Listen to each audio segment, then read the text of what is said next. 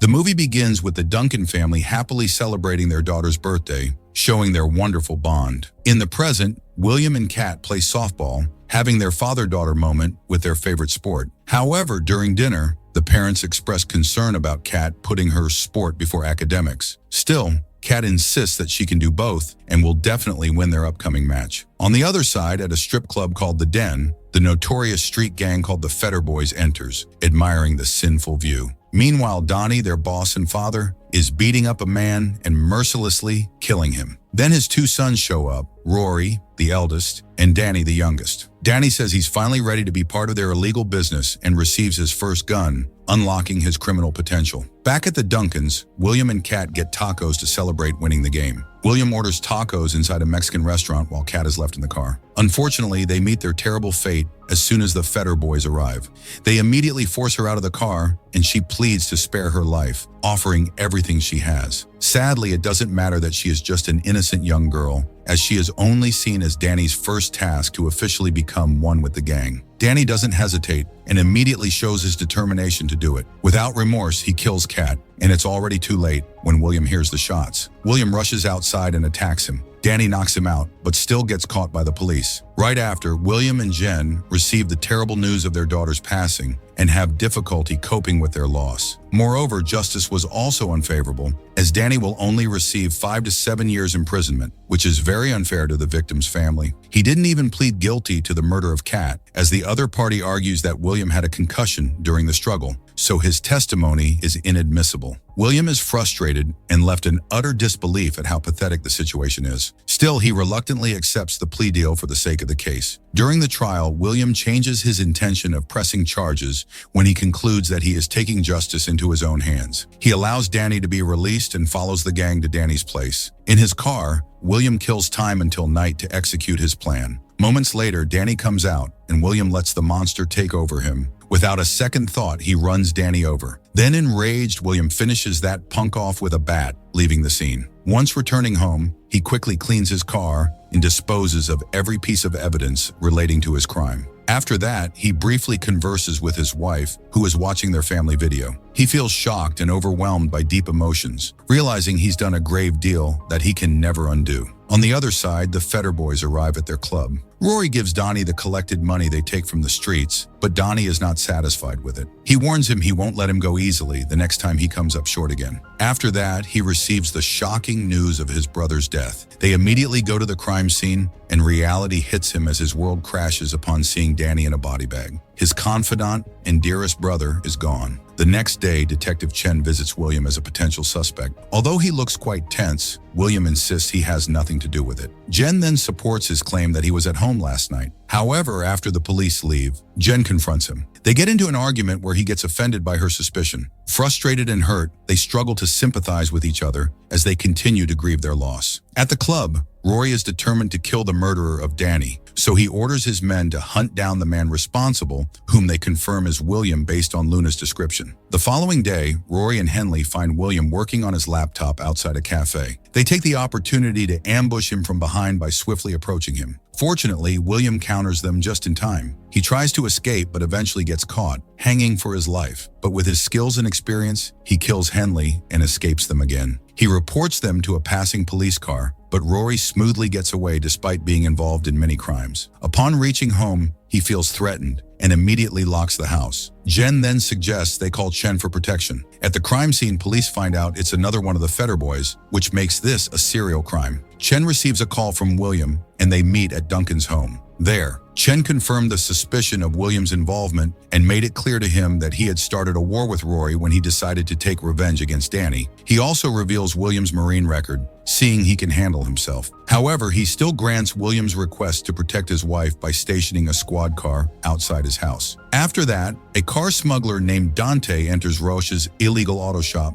and starts selling smuggled car parts on the black market. He sells them the car in exchange for money, but instead he receives a bag of high-grade guns he could sell for an enormous amount. That night, William confesses to Jen about killing Danny as revenge for taking away their daughter. Suddenly, the squad car leaves the area, when a bottle is thrown at them, making way for Rory and Donnie to intrude into the house. Their short introduction and small talk soon escalated to Jen's death and William being shot to the ground. In a pool of blood, William still manages to call 911 as the Feder leaves. The next thing he knows, he's confined to the hospital, sadly without his wife. Emotionally distressed and physically helpless, he tries to escape and express his unwillingness to live anymore. Still, the medical staff does everything they can to help him. After he's calm, Chen visits him and calls him a miracle man. He tells him they will share the news of his death if he commits to recovering. He also encourages him to live normally again, sympathizing with his loss. After days of therapy, he finally regains his ability to walk and immediately executes his plan to escape.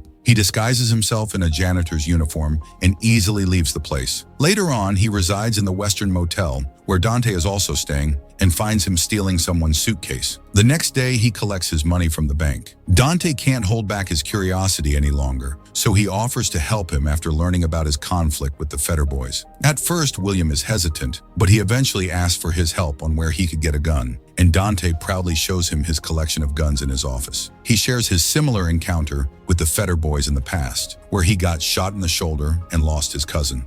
He also expresses his willingness to help him because they share the same hatred for them. In the end, William buys all the guns, ammunition, Dante's generation-old jacket, and a car as a starter pack for his ultimate revenge. Not long after, he goes to an open field where he practices his shooting accuracy and spends days training to prepare himself to fight the Feder boys. When the time comes for him to execute his plan, he visits his family's grave and pays tribute. The heartbreak of a husband and father can never be healed and can only be ended with revenge. That night, he prepares to attack Zach, Rory's right-hand man. He sneaks into Zach's house, where he catches him heavily distracted by his video game. He immediately attacks, and they engage in intense hand-to-hand combat. He can't help but be overwhelmed by Zach's size and strength. Fortunately, the tables turn, and soon Zach finds himself begging to spare his life for his daughter. But William's revenge doesn't come with mercy. Hours later, the police find Zach's lifeless body, so Chen visits Donnie's office to warn them. He reveals that their conflict with William isn't over, as he is still alive, contrary to the public's belief, and is definitely involved in the killings of Rory's men. He then clarifies that he is there out of goodwill to end their war,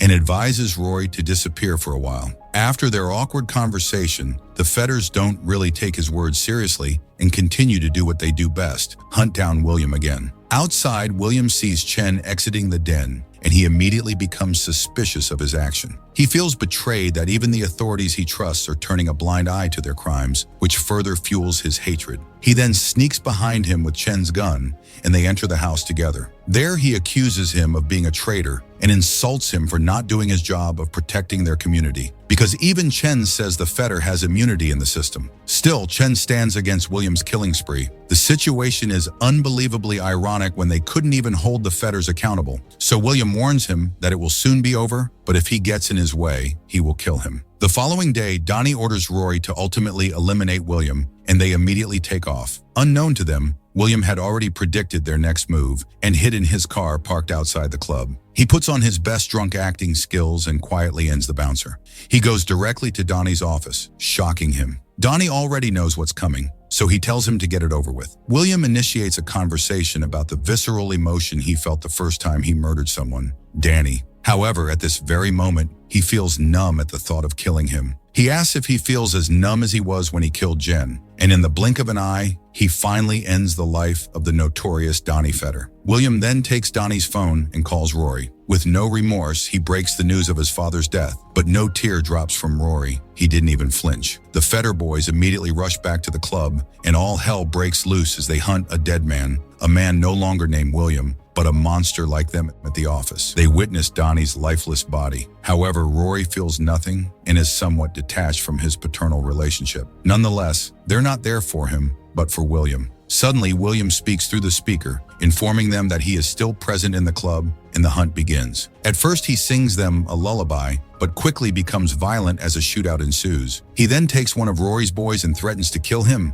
but Rory kills him instead. Fortunately, he manages to escape, but with a shoulder injury. He drags himself up the flight of stairs as Dante watches him struggle. At the same time, Luna reports William's location at the motel. Shortly after, Rory arrives with a few of his men. They ask the front desk for William's unit, but failed. so Rory executes him like his life didn't matter anyway. William still fights and works with Dante by trying to shoot them first. However, they are clearly outnumbered, so they have no choice but to leave the motel while engaging in a shootout. As night falls, their shootout continues, and Dante struggles to lose them on the tracks. So, he calls his good friend Roach, who gladly assists and allows them to enter the garage. Right on time, they manage to take a curb to the garage, where Roach's gang shoots Rory's vehicle, effectively driving them out. However, Rory wastes no time for any delay and immediately crashes through the garage. Still, Rory stands almost unharmed, whereas Dante and William suffer from injuries. Rory bitterly shares how unfair it was for Danny to die because he adored him and wasn't meant for this kind of world. Seeing how occupied he is about his brother, William uses this opportunity to grab a screwdriver and stab it into his neck. With this, Rory dies quickly, smiling with insult, the face he wants William never to forget. Not long after, the siren sounds and Dante escapes as the police surround the place. The police witness the horrible crime scene, but also take it as a win, seeing the Fetter Boys will no longer exist. The movie ends with Chen approaching William, who offers himself to be arrested. But he soon takes his final breath upon successfully taking down the notorious gang in his community, but with the price of his life. The end.